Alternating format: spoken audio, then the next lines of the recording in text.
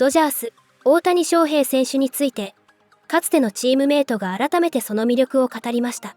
2022年8月にエンゼルスへ移籍したミッキー・モニアック外野手は、大谷選手と約1年半にわたりチームメイトとして過ごし、2023年オフには自身がロッキーズへ移籍しました。フリーランス記者であり、メディアコンテンツ制作も手掛けるタイラー・ボロンスキー氏は、日本時間11日、自身の X にモニアック選手のインタビュー映像を投稿。その中でモニアック選手は、大谷選手について、プレイヤーとしての彼は見ての通り、ユニコーンのような存在で特別な選手だ。と語り、その理由についても言及しました。また、モニアック選手は大谷選手との関係について、素晴らしい友情と絆が築けた。孫たちに語り継げるような出会いだった。と振り返り、かけがえのない経験であったことを強調しました。この模様は、日本語字幕付きの映像でご紹介しています。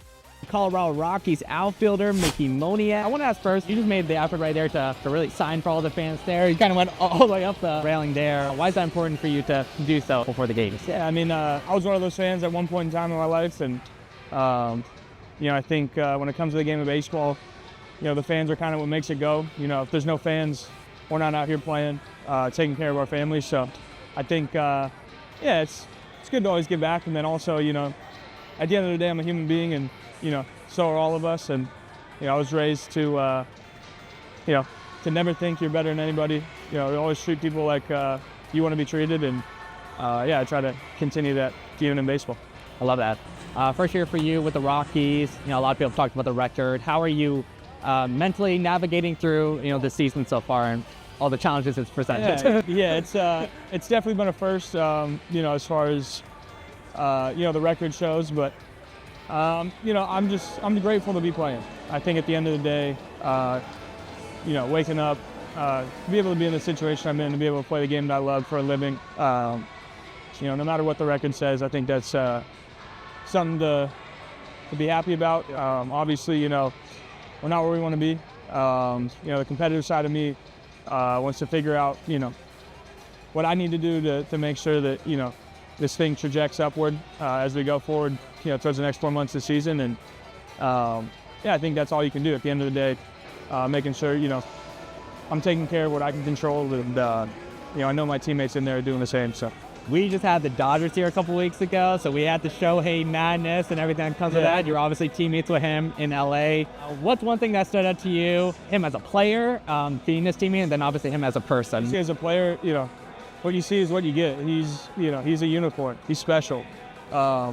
When I was playing with him for a good chunk of it, I got to watch him do both. I got to watch him go out there every fifth day and start and, go 7 innings and then, get 2 hits at the plate. And, as a position player, going out there and trying to grind for 4 at-bats is tough enough. And when you got to go out there and pitch on top of that, that's just a whole nother ball game. It takes a whole nother type of human being. And, as a player, I think he's a once-in-a-lifetime type of guy. We've never really seen anything like it.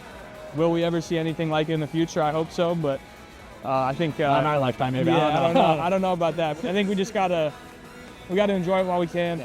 And then as a human being, I think the coolest part is he's just one of the guys. I think that obviously being from Japan, there's a little bit of a language barrier there. So obviously there's some differences that than going and hanging out with my buddy from Southern California or but I think that I was able to build a good relationship with him, build a friendship, a good bond to where if I see him today, we give each other a hug, catch up, and definitely something that I'll be able to tell my grandkids about. Getting to play with one of the best to ever do it. So he was always happy. That's why I feel like every time I see him, he's always smiling. So I feel like that about him too. So. No doubt. Thank you, Mickey. I appreciate it. Absolutely. Thank you. Okay, so the best team in Major League Baseball that you've seen so far this year is which? Well, the best team that I've seen is probably the Dodgers, but the best team that might be in baseball that I haven't seen yet might be the Tigers. And who thought that was going to be the conversation that we would be having right now with the way that they're playing baseball? The best team in the Dodgers don't even have their best team on the field. They've got 14 guys that are currently on or have been on the IL, so they haven't really even gotten going to the point where their roster is about as good as it gets. The Yankees are very good in the American League that I've gotten a chance to see. But it's going to be wide open in the American League, I believe, to the degree of who makes those moves in the second half. But the Detroit Tigers are a really, really good ball club that I'm sure I will see in the second half at some point in my schedule. Do you think the Dodgers should pitch Ohtani? What do you think? I do. I do think they should pitch him, and I think that's what he wants. The reality of what he did and why he came over here is all about playing two ways. So I think in a perfect world, in the next 3 years, that'll end. But in the next 3 years, he's going to want to do this, and you got to honor that for the greatest player of our generation. Second half, he'll start pitching. He's got such a weapon on the mound. He'll get used to that second surgery, and then next year, watch out. Next year could be the most complete year we've ever seen out of anybody in the history of our game. And he's such a great athlete. His ability to conform and manipulate not only pitches, but the bat, his speed, it's second to none. And you're running out of words to describe him. Now, you're saying next year it's because it's usually that long to come off of the Tommy John surgery till you get back to where you can be. Do you think potentially October could be next year type Ohtani? What do you think? Well, yeah, I think get fact that if you can get 10 starts under your belt before he gets in the postseason, and I think that's realistic, he'll be able to pitch meaningful games for the Dodgers. Again, they won a World Series last year without starters healthy. That's not going to happen again this year. They've got to find a way to get starters healthy. And the starters on paper, when healthy, is as good a rotation you'll ever see. But they've had this problem for 5 years. So until they figure that out, they're throwing a lot of money at the problem and a lot of players to mix in the match. And they're having their eyes on Ohtani being a big part of that, I would believe, in the second half. Shohei Ohtani finally got back on the mound today after being delayed by the weekend weather in St. Louis, then a Sunday foul ball off of his foot. That's today's injury report brought to you by Keck Medicine of USC. Shohei hasn't pitched in a game since August of 2023, and as of now, he's on target to return to the mound for the Dodgers sometime after the All-Star break. With more, here's Dave Roberts and pitching coach Mark Pryor. Yeah, I mean, his volume got built up today. He looked great. He looked, things were coming out really clean. You know, it was kind of got delayed over the weekend just because of some of the weather and stuff. But, you know, he looks good. And so I think we're continue to build his volume. The intensity's there. The pitches are there. I thought the execution was a lot better today than it was on his second one. This resembled more of his first live BP. So I think all in all, he's progressing and trending in a very positive direction.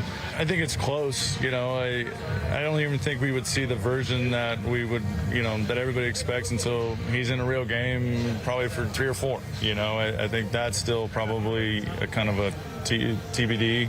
But from pitch to pitch, I thought he was in command the whole time today. So like it was, I mean, you're just sitting back and just watching it. There wasn't a whole lot to say. I mean, he was doing whatever he wanted with the baseball, with every pitch he wanted to. He felt very convicted and confident in every pitch that he threw that he was going to get a guy out. So those are all positive signs. It's tempting. I mean, I'm sure Shohei is tempted to kind of just rip the Band-Aid off and get into a big league game. But I think we're doing a good job of trying to be patient. And truth be told, I don't know anyone knows the right time to get him in a big league game. But we're still being very careful, I guess. Is something before the All-Star break feel like a non-zero chance now, or do you still kind of look at that after the All-Star break as the most? I would say that it's definitely not non-zero. How about that? Shohei Ohtani threw 3 simulated innings today, 44 pitches, and since he can't leave the team to make rehab starts in the minors, the Dodgers need his bat here. These sim games, Nomar, they're very important outings for him as he ramps back up.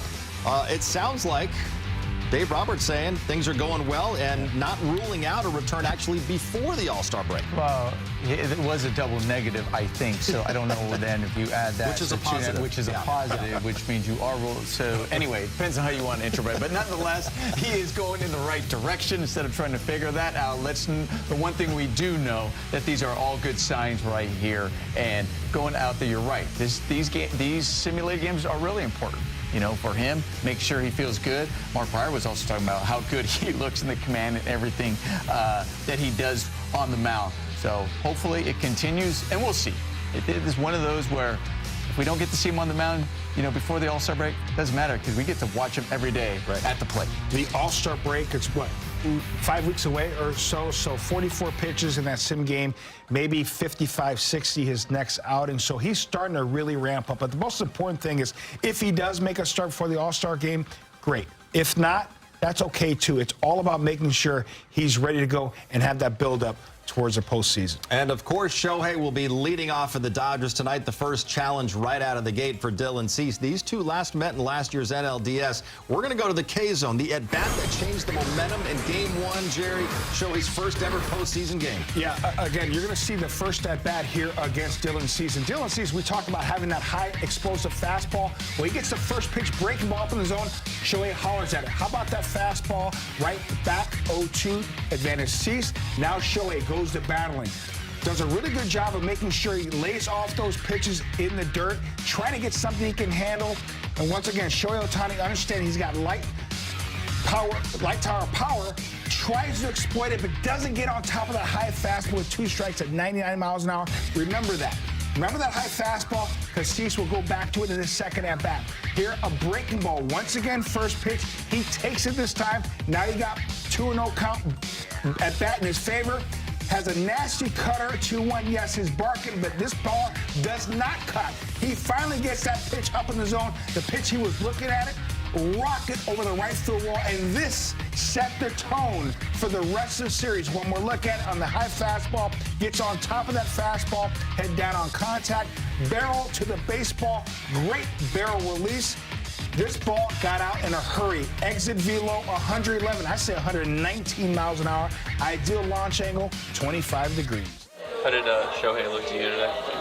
I thought he was good. I thought he was really good. I thought the fastball had life. I thought the sweeper was really good. We had 2 guys from the ACL that came here. Talked to those guys afterwards, said the stuff was really kind of coming out really well. So, I don't know, 44 pitch or something like that. So, really good day, 3 innings. Obviously, I'm sure you don't want to be penciled in timelines, but the fact that he's at 3 and I'm managing at 4 for the next one out, are you starting to envision kind of what the steps kind of look like towards him being on a big league mound? I am. And also, I think that it certainly doesn't have to be a full build-up, right? Because anything that he can give us is certainly going to be additive.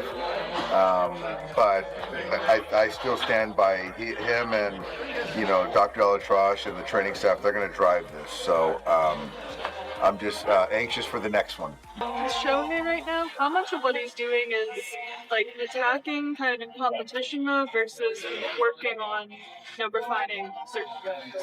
I think Shohei is obviously such a smart player. It's a combo. I think he's certainly working on building up. He's certainly working on his pitch mix, the shape of his pitches, the effectiveness of his pitches, and even today, going from the stretch and using the pitch clock, working in a slide step. So these are things that are kind of as game-like as you can get, that he's trying to incorporate as much as possible. Has he purposely been less aggressive on the bases since he started doing the lives, or those just kind of been a coincidence the last couple weeks? You know what? That's a great question. I don't know if it's much of a coincidence. It is the truth.